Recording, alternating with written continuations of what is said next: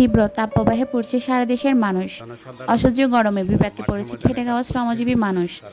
আর সেই মুহূর্তে স্থানীয় সাধারণ মানুষকে একটু স্বস্তি দিতে পাশে দাঁড়িয়েছে গাজী মনির হোসেন দুলাল মেম্বার। শরবত পানি নিয়ে ছুটছে সাধারণ মানুষের কাছে। পরিকোটের সকলের প্রিয় মেম্বার। পরিকোট ঝড়তোলা আংশিকবাসীর আস্থার ঠিকানা।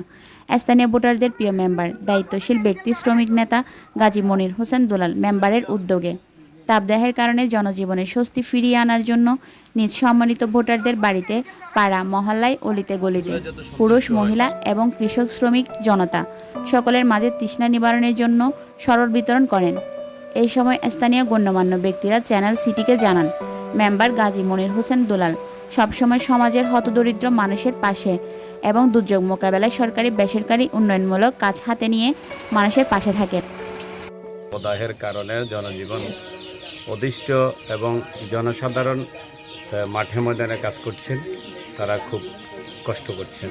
তো সেটা মানবিক দৃষ্টিতে বিবেচনা করে এই জনসাধারণে আমাকে ভোট দিয়ে নির্বাচিত করেছেন এবং তাদের পক্ষে কাজ করার জন্য ওনাদের আস্থা ছিল বিদায় আমাকে তারা বেছে নিয়েছে।